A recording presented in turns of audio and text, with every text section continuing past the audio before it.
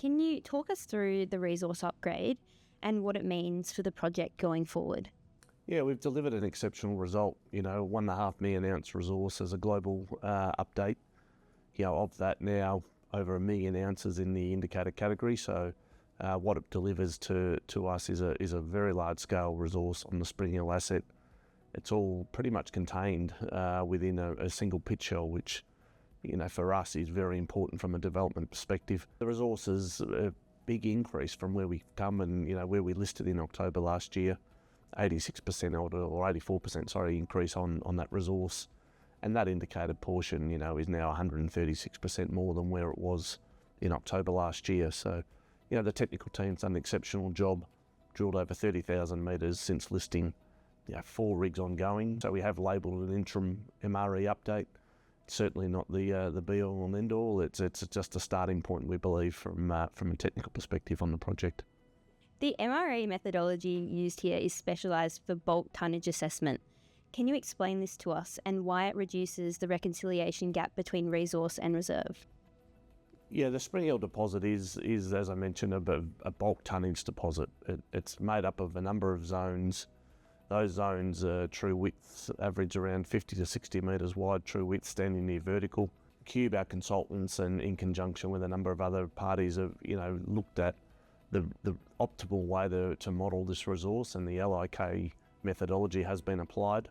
It's something we've been looking at over the course of the last 12 to 18 months as to how we really deliver a compelling, and very robust resource as part of this update, closely aligned to mining, as you pointed out. So the grades we see in the block models are modelled on what's called an SMU. They are block models or blocks that basically replicate what an open pit mine plan would look like going forward. So we have a high degree of confidence that the resource grade is in very close proximity to what a reserve grade will look like going forward. It incorporates a lot of internal dilution, so that's been factored into our domains. So yes, it's something that is quite often applied by the North American miners. A lot of the majors use the LIK methodology as their preferred methodology, particularly for their producing assets. So it is something that really stands out as a compelling methodology for Spring Hill. Is the resource closed off, and what's the ongoing work program? Our biggest challenge is pretty much every hole we drill, it's mineralisation. So it's clear to say that the resource isn't nowhere near closed off in any direction. Pretty hard to put that on our diagrams, but we're drilling deep at the moment into the Hong Kong zone. We're drilling shallow into the main zone. We're doing extensional drilling as we speak along strike. We've got 4 rigs working now, 40,000 plus metres to be drilled up until the end of this year. So, this interim resource was based on drilling data only up until 15 April. So, already that is 3 months old. There's a lot of material results that we've released subsequent to that 15 April date. And we continue to aggressively push the drill rigs and the targeting. Again, that supports why we've called this the interim update. We have actually booked time with Cube in November of this year to actually do a further update. All of that drilling, and as much of that drilling we're doing now, we're incorporated into the project. And, I think the scale is actually of this asset is still truly been unlocked. That's what provides the real excitement to all of us involved in the asset. What's not in this MRE that shareholders should know about, and when's the next update? Look, there's a lot of drilling ongoing with 3 diamond rigs and 1 RC rig. There's around 20,000 metres of RC drilling to be completed. That's primarily in our exploration target area, and a lot of people don't or aren't aware that the exploration target that we have on Spring Hill is an additional 1 to 2 million ounces on top of the current resource. And that RC rig is really going to test that exploration target and validate that over the course of the next 4 to 5 months. They're already 15% into that program, so that's well advanced. No results have come out to the market yet from that drilling.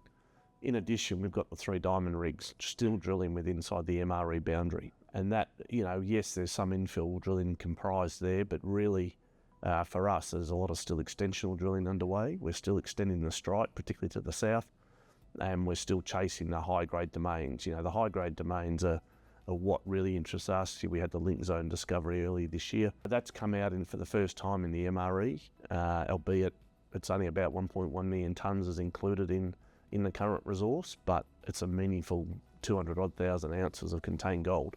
So it shows those high grade zones inside the Spring Hill deposit can deliver, and most importantly they add critical ounces to the upfront production profile, which is really what our objective is in relation to the upcoming PFS.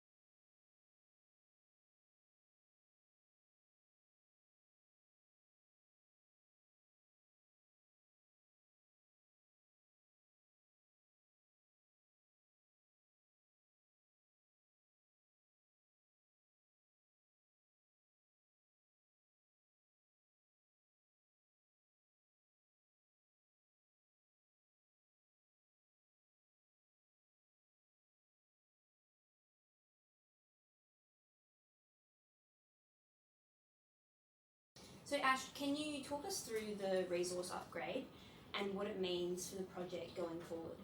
Yeah, sure. The Spring Hill update is a fantastic achievement by the team. You know, we've delivered a total MRE update to 1.5 odd million ounces of gold from the Spring Hill project. It's a large scale bulk tonnage project with some real nice high grade domains starting to come through.